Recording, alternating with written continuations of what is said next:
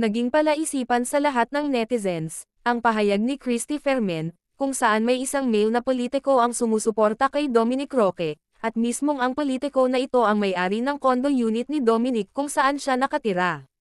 Una na naging usap-usapan na may isang male na involved kay Dominic, hindi pa man ito nasiwalat sa publiko, ay nalaman na ito ni Bea Alonzo, kung saan tahimik nitong pinag-imbestigahan ang naturang politiko, nasabi ng isang source ay may something daw ito kay Dominic.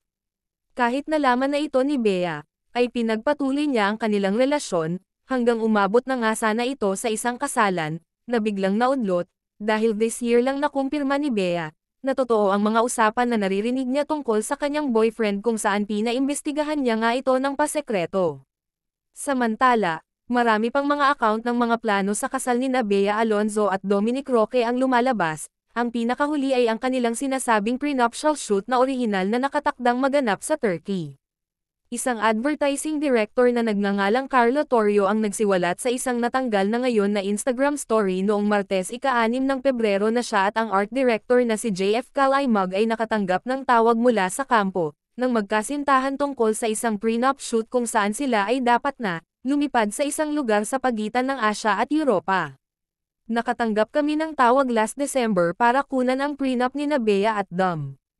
Inilihim ko ito sa pagitan namin ni at Jeff Kalimag hanggang ngayon at naisip namin, kung gaano ito kapanapanabik na mag-film ng prenup video para sa magkasintahan, isinulat niya. We're supposed to fly somewhere between Asia and Europe and imagined how magical and full of love this experience would be for them, he further added. Samantala, ibinahagi ni Kalaymag sa kanyang Instagram story ang isang magaspang na draft ng isang tula na nakatuon sa love story ni Alonzo at Roque. Napansin din niya na bahagi raw ito ng kanilang prenup shoot. Ang post ay tinanggal din sa kanyang account.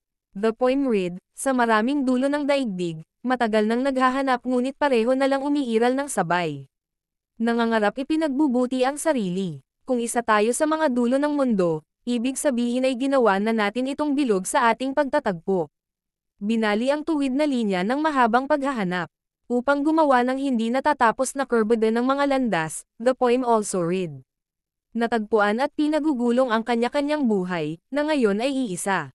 Naalala ni Kalaymag na ang tula ay ginawa batay sa pagsasalaysay ni Alonzo at Roque tungkol sa isa't isa at sa kanilang relasyon.